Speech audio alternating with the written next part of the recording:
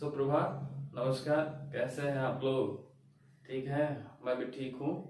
एक बार से पुनः आपका ऑनलाइन क्लासेस में मेरा आपका स्वागत है। मैं स्वागत करता हूँ आपका। उम्मीद है कि आप लोग पढ़ाई कर रहे होंगे, है ना? तो पढ़ाई जारी रखिए। खैर, मेरा भी जो वीडियो है कुछ अल्टरनेट करके जाता है कुछ कारणों के वश, तो उसमें कोई कठिनाई नहीं होनी चाहिए। आप लोग बस तैयारी करते रहिए। आपको टाइम टू टाइम वीडियो हम भेजते रहेंगे, है ना? हम लोग प्रिज्म में ही आगे और चलेंगे। प्रिज्म में एक केस आता था डिस्पर्सन विदाउट डेविएशन, जिसका हम लोग अध्ययन कर लिए थे। उसी को आगे बढ़ाते हुए हम जो है आज जो उसी से रिलेटेड टॉपिक पढ़ेंगे वो है डेविएशन विदाउट डिस्पर्सन। इसके पहले जो पढ़े थे वो डिस्पर्सन विदाउट डेविएशन था, लेकिन आज जो हमको पढ़ना है वो पढ़ना है डेविएशन विदाउट डिस्पर्सन, है ना? तो नेक्स्ट,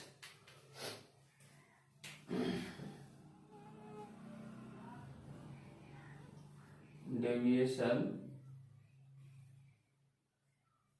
विदाउट डिस्पर्सन।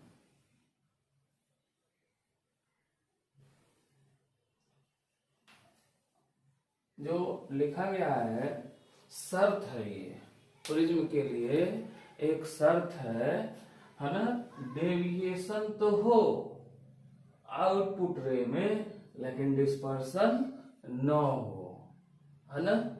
तो यह जो है दूसरा केस है प्रिज्मों के लिए।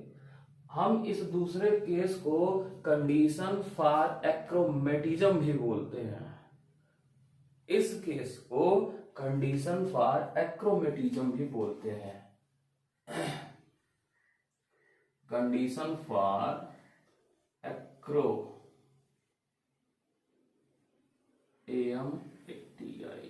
एक्रोमेटिज्म, कंडीशन फॉर एक्रोमेटिज्म भी हम इसको बोलेंगे। तो ये क्या होता है? जैसा कि लिखने से आपको आभास हो जाना चाहिए, डेविएशन विदाउट डिस्पर्सन।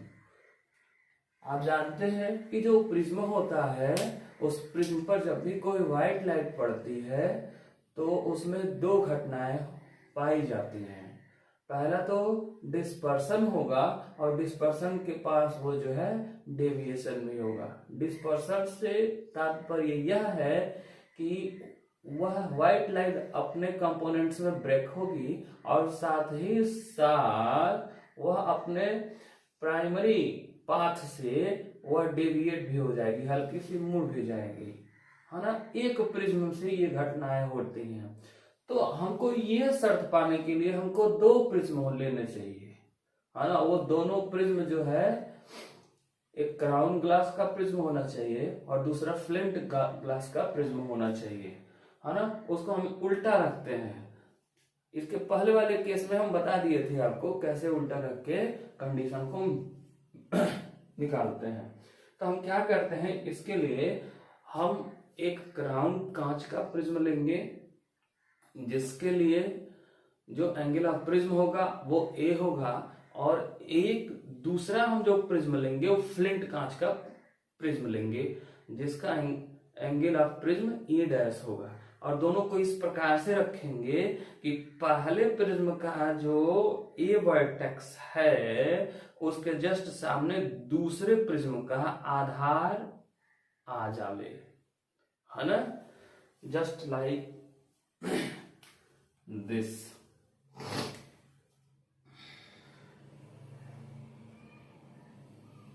ये आपका प्रिज्म है ना? A B C. अब इस प्रिज्म के लिए ये क्राउन कांच का प्रिज्म है, मान लो सी। इसी प्रिज्म से चिपकाकर हम एक दूसरा प्रिज्म इस प्रकार से रखेंगे, है ना, कि उस दूसरे प्रिज्म का आधार इसके सामने आवे। तो हम ऐसे रख देंगे, हो गया।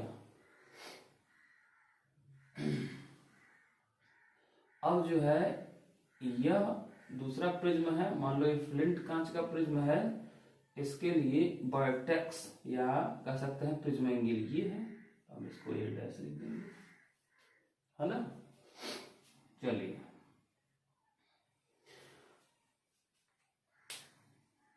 मान लीजिए अगर यह जो सेटअप है वह इस कंडीशन को फॉलो कर रहा है, इस कंडीशन को जब भी फॉलो करेगा तो क्या मिलता है हमको, देखिएगा ये मान लीजिए आपकी व्हाइट लाइट है, ये आपकी व्हाइट लाइट है। अगर यह सेटअप नहीं होता तो व्हाइट लाइट सीधे चली जाती, व्हाइट लाइट सीधे निकल जाती। लेकिन होता क्या है, जो ही इस फर्स्ट प्रिज्म पर इंसिडेंस होती है ये व्हाइट लाइट, यह अपने कंपोनेंट्स में ब्रेक होती है ना। सबसे अपर कंपोनेंट जो होगा वो रेड कलर का होता है, और जो सबसे लोअर कंपोनेंट होगा वो आपका वायलेट कलर का होता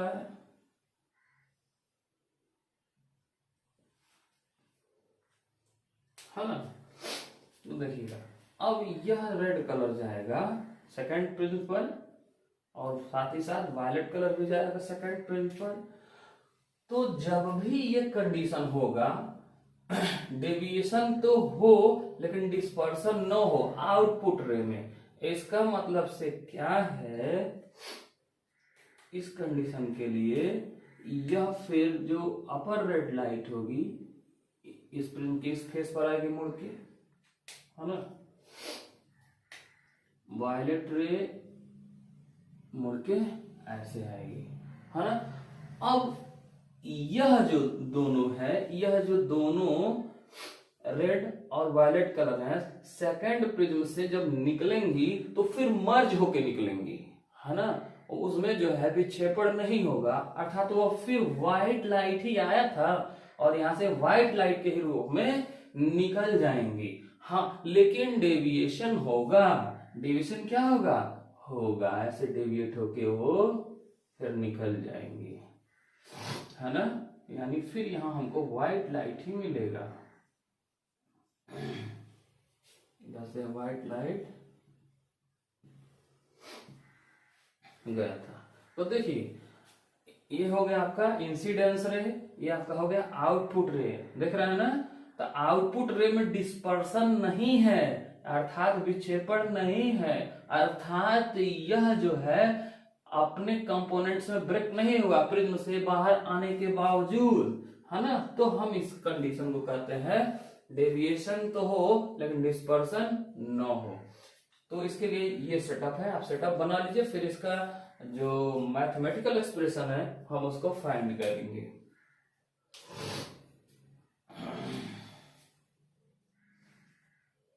ये हो गया, ओके।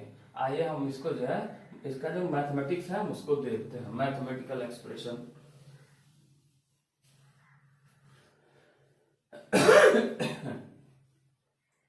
मान लीजिए जो क्राउन कांच का प्रिज्म है, उस क्राउन कांच के प्रिज्म का जो डिफरेंट डिफरेंट कलर के लिए रिफ्रैक्टिव इंडेक्स है, हम उसको लिख देते हैं। मान लो यहां लिख लो for crown prism, crown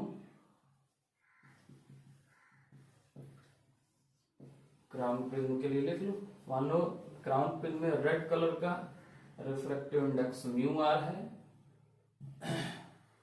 violet colour का रिफ्रैक्टिव इंडेक्स म्यू भी है, तथा येलो कलर के लिए म्यू वाई है।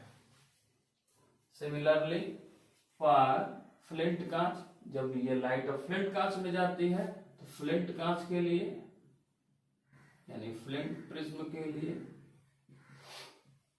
जो रिफ्रैक्टिव इंडेक्स है वो डैश डैश हो जाएगा, सब म्यू आर डैश है, म्यू वी डैश है, और फिर से म्यू आई डैश है ना।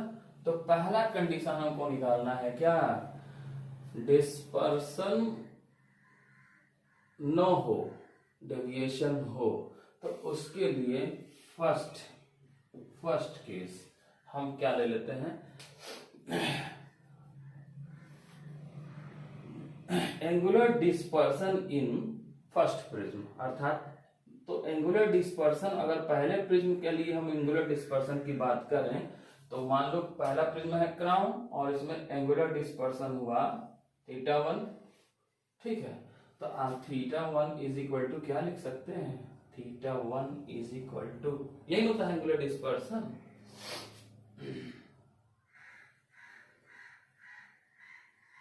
Mu V minus mu R into A, ठीक है।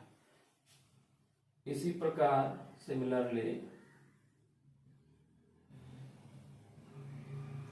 Angular dispersion for second prism और फ्लिंट प्रिज्म, मान लो ये थीटा है तो हो जाएगा θ2 is equal to mu V dash minus mu R dash into A dash. अर्थात यह θ1 फैलाता है और ये θ2 फैलाता है, तो टोटल एंगुलर डिस्पर्सन कितना हो जाएगा, देयरफॉर टोटल एंगुलर डिस्पर्सन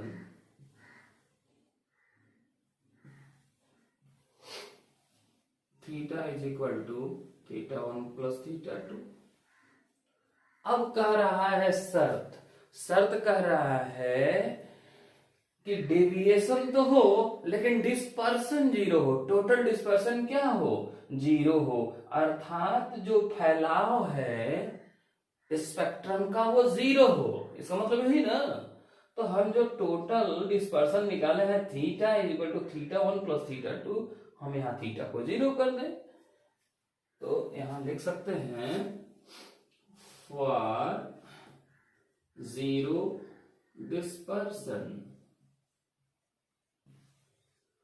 क्या थीटा बिकम्स 10 to 0, ये होगा। या यहां से हम क्या करेंगे, थीटा की जगह पर इस इक्वेशन में 0 रखेंगे, है ना। तो हो जाएगा आपका 0 इज इक्वल टू θ1 प्लस θ2, और θ1 और θ2 की वैल्यू आप रख दीजिए तो आप लिखेंगे यहां से 0 इज इक्वल टू θ1 की वैल्यू है mu V minus mu R into A plus θ2 की वैल्यू है mu V dash minus mu R dash into A dash, है ना। या यहां से आप लिख सकते हैं, देखिएगा हम इसको ट्रांसफर कर रहे हैं, हम इस टोटल वैल्यू को इधर ट्रांसफर कर रहे हैं, है ना, और इसको जहां है ऐसे रख दे रहे हैं। जब हम इसको ट्रांसफर करेंगे तो हम पाएंगे mu V minus mu R A is equal to minus mu V dash minus mu R dash into A dash, या हम यहां लिख सकते हैं A upon A dash is equal to minus mu V dash minus mu R dash upon mu V minus mu R, है ना। तो यह जो है A upon A dash is equal to आया mu V dash minus mu R dash upon mu V minus mu are. यह condition है किसके लिए, डेविएशन फॉर जीरो डिस्पर्सन के लिए, अर्थात डेविएशन तो हो लेकिन डिस्पर्सन न हो, है ना। ये आप लोग इतना नोट कर लीजिए, ठीक है, स्क्रीनशॉट ले लीजिए।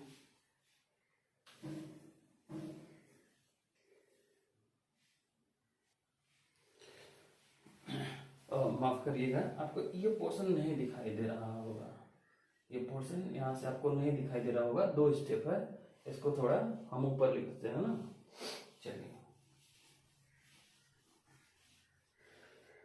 इसी को हम यहाँ ऊपर कैलकुलेट करके लिख देते हैं, यहाँ साइड में, है ना।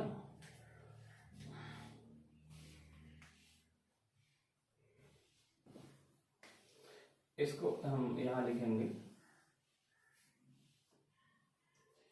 इसको ट्रांसफर कर लेंगे तो यहाँ मिलेगा हमको, this implies that a upon a dash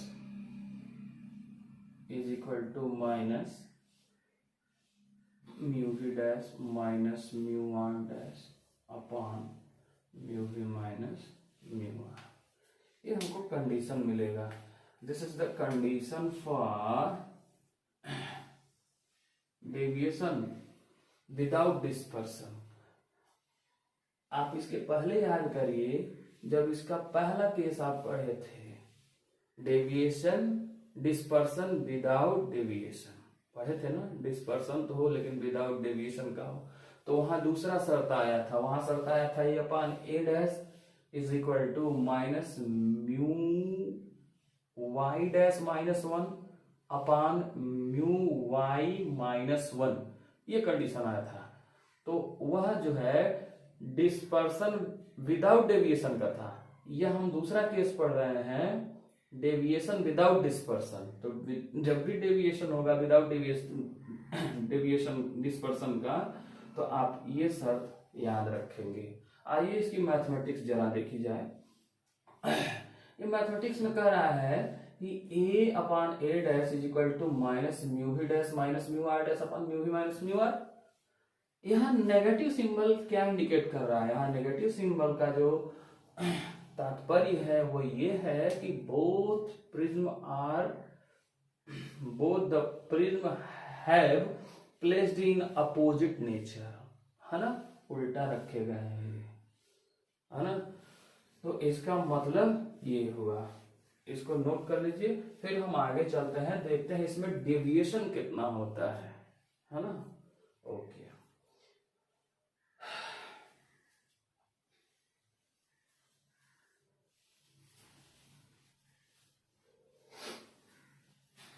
यदि मैं आपसे कहूं कि पहले प्रिज्म द्वारा जो डेविएशन है वो डेल्टा 1 है। ध्यान रहे, डेविएशन दोनों शब्द एक ही जैसे हैं, डिस्पर्सन और डेविएशन दोनों एक ही जैसे हैं, कंफ्यूज मत होइएगा, है ना। अभी हम एंगुलर डिस्पर्सन निकाले हैं, है ना। अब कहे अगर कोई पूछ दे कि इस केस में डेविएशन कितना होगा, है ना, तो आइए जरा देखते हैं डेविएशन कितना होगा। डेविएशन एंगल को हम डेल्टा से डिनोट करते हैं। अगर मैं आपसे कहूं कि जो क्राउन प्रिज्म है, क्राउन प्रिज्म के लिए डेविएशन डेल 1 है तथा इसके लिए है डेल 2 फ्लैट कांच के लिए। तो डेल 1 इज इक्वल टू क्या हो जाएगा? डेल 1 इज इक्वल टू, बताइए जल्दी, ए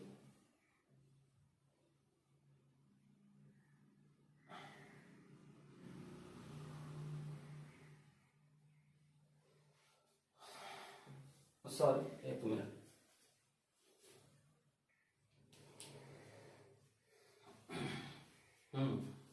ठीक है। तो हम अभी डेविएशन की बात कर रहे थे। अगर मैं कहूं कि क्राउन कांच के लिए जो डेविएशन है ना, डेविएशन हम येलो कलर का ही मान के चलते हैं। येलो कलर की लाइट की जो मेन कलर होती है वो है आपका डेल 1, तथा फ्लैट कांच के लिए जो डेविएशन है येलो कलर का वो डेल 2 है। तो यहां से हम क्या लिख सकते हैं जी, जरा बताइए तो। डेल 1 इज इक्वल टू क्या लिखा जा सकता है? Now del 1 is equal to क्या? ए म्यू वाई माइनस 1 लिखा जा सकता है। एंड डेल 2 कितना लिखा जा सकता है? A dash mu Y dash minus 1। ये सब आप नोट करते रहिएगा, इतना हम लिख सकते हैं। तो आइए, यदि जब मैं इसको मान लेता हूं कि यह इक्वेशन नंबर x है, यह जो है इक्वेशन x है, इसी को थोड़ा हम सिंप्लीफाई करें। अभी इसके पहले हम लिखे थे ना, कुछ लिखे थे इसके बारे में। यह कहां से आया था इक्वेशन? ये जहां से आया था हम उसी इक्वेशन को लिखेंगे। Again, from equation x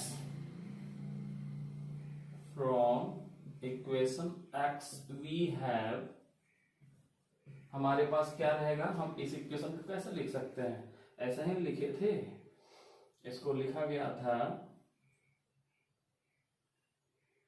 A mu V minus mu R plus A dash mu V dash minus mu R dash is equal to 0। देखिएगा अभी लिखा गया था, हम इतना इसको लिख देंगे। अब हम क्या करते हैं, यहाँ से हम ए डैश कॉमन ले लेते हैं, हम यहाँ से ए डैश कॉमन ले लेंगे तो ए अपॉन ए डैश हो जाएगा mu V minus mu R plus, है ना, ए डैश नहीं, हम ए कॉमन ले लेंगे यहाँ से, सॉरी ए कॉमन ले लेंगे तो मिलेगा mu V minus mu R plus, यहाँ देखिएगा यहाँ ए नहीं है लेकिन हमको कॉमन लेना पड़ा है, तो क्या करें, कॉमन तभी ले पाएंगे जब नीचे भी हो डिवीजन के रूप में ए, लेकिन है नहीं तो हम इसको लिखेंगे A upon A dash upon A mu V dash minus mu R dash is equal to 0। अब फिर हम क्या करेंगे, यहाँ जो ए डैश अपान ए है, ए डैश अपान ए है, इसके जगह पर हम ये वैल्यू पुटअप कर सकते हैं, या नहीं भी पुटअप करेंगे तो छोड़ दीजिए। हम चाहते हैं यहाँ कुछ हम इसको और सिंप्लीफाई करने के लिए कुछ और काम करते हैं। क्या करते हैं, यहाँ म्यू वाई माइनस 1 इस वाले पोर्शन में म्यू वाई माइनस 1 से डिवाइड कर देते हैं, फिर मल्टीप्लाई भी कर देते हैं। यहाँ पर म्यू वाई डैश माइनस 1 और उसी से हम इसमें गुणा करेंगे और भाग भी दे देंगे, तो क्या बनेगा, देखिए करने का तात्पर्य क्या है, ये सिंप्लीफिकेशन है। हम चाहते हैं कि ये और जो है अच्छे रूप में आ जाए, छोटे रूप में आ जाए। इसको ऐसे ही छोड़ दीजिए, हम इसको सिंप्लीफाई करेंगे, ए को ऐसे रहने दीजिए, है ना, यहाँ लिखिए mu V minus mu are एक ब्रैकेट में म्यू वाई माइनस 1 से हमने गुणा की भाग दिया और साथ ही साथ गुणा भी कर दिया, म्यू वाई माइनस 1 हो गया, प्लस ए डैश अपान ए को ऐसे रहने दीजिए। यहाँ फिर आते हैं तो mu V dash minus mu R dash mu Y dash से हमने भाग दिया -1 से और म्यू वाई डैश -1 से फिर से हमने गुणा कर दिया, कोई फर्क तो पड़ा नहीं, इज इक्वल टू 0।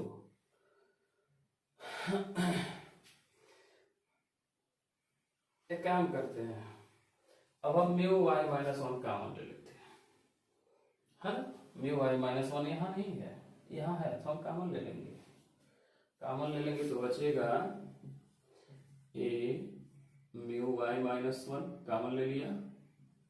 यहाँ देखिए ये हो जाएगा mu V minus mu R upon mu Y -1 mu V minus mu R upon mu Y -1, ठीक है, प्लस ए डैश अपान ए, है ना,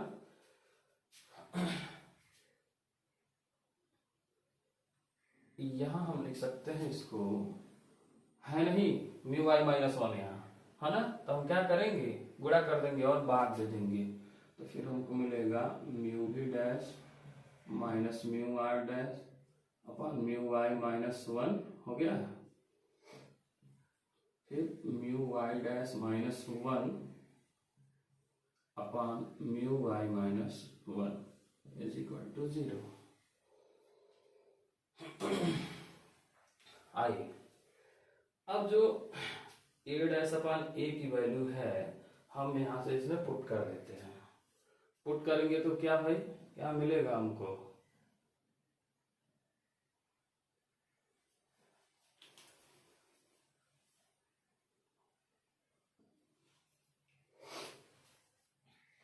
ये थोड़ा कॉम्प्लिकेटेड हमको लग रहा है, ये ज्यादा कॉम्प्लिकेटेड हो जाएगा आपके लिए, इसको और सरल करने के लिए हम एक काम और कर सकते थे, काम क्या कर सकते थे,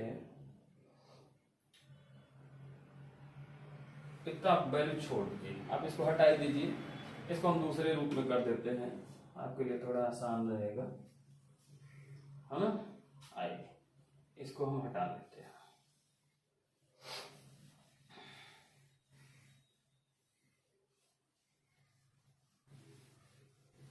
इसको हम और सरल बना देते हैं आपके लिए। क्या करते हैं, ये इस इक्वेशन को हमने इस रूप में लिख दिया। अब हम क्या करेंगे, केवल इस पोर्शन में म्यू वाई माइनस 1 से गुणा करें और भाग दें। तो ए देखते रहिएगा, mu V minus mu are हो गया, इसमें हम म्यू वाई माइनस 1 से मल्टीप्लाई कर दिए और म्यू वाई माइनस 1 से डिवाइड भी कर दिए। कोई अंतर तो आया नहीं, कितना ही रहेगा ये वैल्यू। फिर यही प्रक्रिया हम यहाँ भी अपनाएंगे, तो हो जाएगा A dash mu V minus mu R, mu V dash minus mu R dash हो गया। इसमें हम म्यू वाई डैश माइनस 1 से मल्टीप्लाई भी कर लें, म्यू वाई डैश माइनस 1, और फिर से इसी से डिवाइड भी कर लें, म्यू वाई डैश माइनस 1 से डिवाइड भी कर लिया। अब जरा देखिए,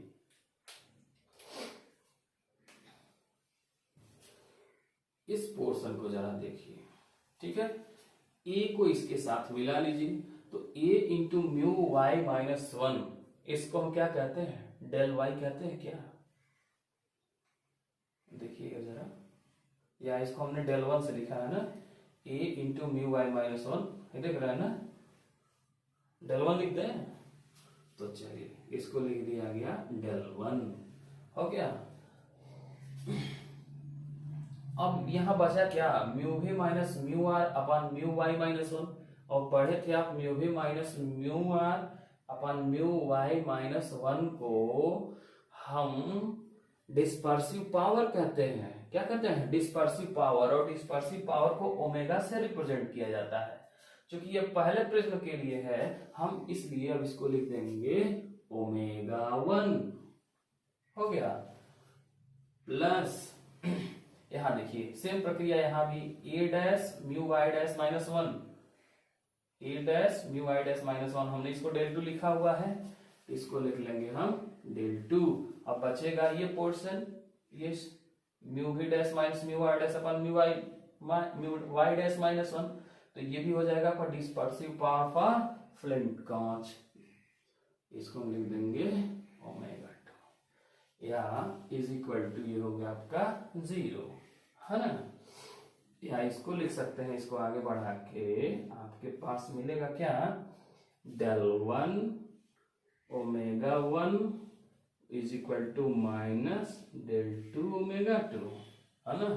या फिर इसको लिखा सकता है del 1 upon del 2 is equal to minus omega 2 upon omega 1। ध्यान रहे यही कंडीशन फॉर एक्रोमेटिज्म है, अभी हम हेडिंग में लिखे थे, जिसे हम अवर्णकता कहते हैं, है ना। तो ये अवर्णकता के लिए कंडीशन है कि इन दोनों प्रिज्मों के लिए जो विचलनों का अनुपात होगा, वह अनुपात दूसरे प्रिज्म के वर्ण विक्षेपण क्षमता तथा पहले प्रिज्म के वर्ण विक्षेपण क्षमता के अनुपात के बराबर होना चाहिए, तभी हमको डेविएशन विदाउट डिस्पर्सन का केस मिलता है।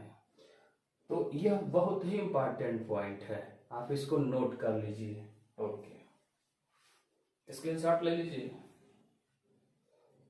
ठीक है, मिटाता हूं इसको।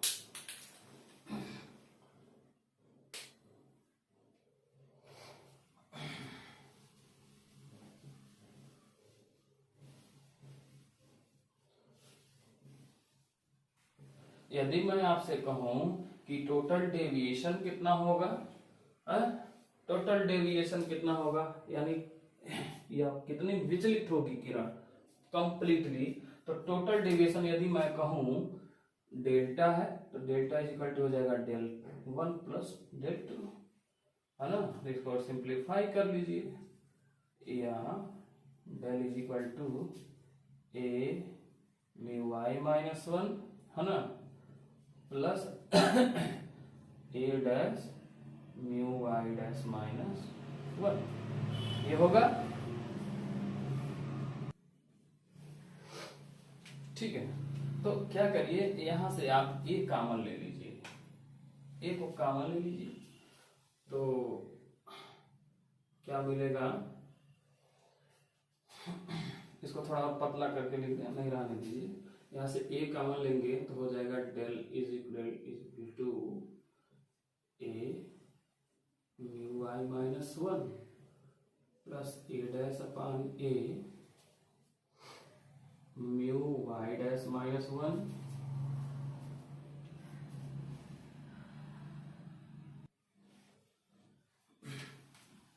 Mu Y dash minus one, यही होगा। और फिर हम यहाँ से mu Y minus one common ले लेते हैं, तो यहाँ म्यू वाई माइनस वन नहीं है तो हम डिवाइड कर लेंगे इसको, तो यहाँ हमको मिलेगा del is equal to A mu Y minus one common ले लिया, तो यहाँ बचेगा one plus A dash upon A mu Y dash minus one upon mu Y minus one हुआ। अब जरा इसको देखिए, हम अब इसको क्या लिख सकते हैं, ए डैश अपॉन ए है और ए डैश अपॉन ए, यहाँ देखिए हम इसको ओमेगा के रूप में लिखना चाहते हैं, इस टोटल को ओमेगा और ओमेगा डैश के रूप में लिखना चाहते हैं, तो ओमेगा और ओमेगा डैश के रूप में कैसे आएगा, ओमेगा और ओमेगा डैश के रूप में किस प्रकार से आएगा, तो हम इसी इक्वेशन को देखते हैं। यहाँ देखिएगा, यहाँ है A upon A dash is equal to minus mu V dash minus mu R, इतना, तो हमको ए डैश अपॉन ए के रूप में लिखना था, हम इसको उल्टा करके लिख दें यहाँ पे, तो हमको मिलेगा, इसके बाद हमको मिलेगा del is equal to A mu Y minus one common ले लिया, वन प्लस, यहाँ देखिए यहाँ ए डैश अपॉन ए उल्टा करके लिखेंगे तो हो जाएगा, माइनस भी साथ है तो पहले माइनस आएगा, mu V minus mu are देख रहे हैं upon mu V dash minus mu R dash, अभी हो जाएगा आपका mu Y dash minus one, है ना, mu Y dash minus one into mu Y dash minus one upon mu Y minus one mu Y minus one. ये देखिए mu V minus mu R upon mu Y minus one को हम omega कह सकते हैं, ये हो जाएगा आपका डेल इज इक्वल टू, यहां देखिएगा ए म्यू वाई माइनस वन है, हम इसको लिख रहे हैं डेल वाई, अभी कहीं लिखे थे A mu Y minus one del one, इसको हम लिख रहे हैं डेल वन, हो गया। ये म्यू भी वन ऐसे रहने दीजिए, वन माइनस ये है mu V minus mu R upon mu Y minus one, हम इसको लिख रहे हैं dispersive power of crown prism, तो हो जाएगा ओमेगा, है ना। अब ये बचा upon mu V minus mu R, देखिएगा mu V dash minus mu R, mu V dash minus mu R dash, ये बचा, आई ऊपर बचा है mu Y dash minus one, हो गया। ये mu Y dash minus one है, हम इसको नीचे लेके आएंगे तो इसके नीचे आ जाएगा,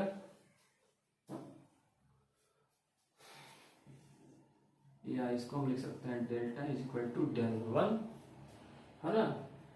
इसको सिंप्लीफाई करेंगे तो 1 माइनस ओमेगा अपान, ये देखिए ये इसको हम नीचे लेके आएंगे तो हो जाएगा 1 अपान इसके नीचे, है ना। तो mu V dash minus mu R dash, इसको हम लिख सकते हैं ओमेगा डैश,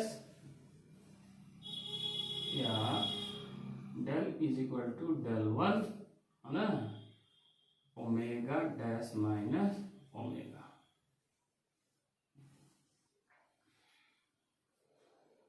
यह टोटल डेविएशन है इस केस में, सब बात ध्यान में रखिएगा। अब आइए, ये तो मैथमेटिक्स हो गया, ये तो मैथमेटिक्स हो गया। आइए इसका फिजिक्स जरा समझा जाए। यहाँ देखिए हम बार बार आपसे कहते हैं कि जो ओमेगा डैश है वह डिस्पर्सिव पावर ऑफ फ्लिंट कांच है ना, फ्लिंट प्रिज्म के लिए है, और जो ओमेगा है वो dispersive power of crown prism है।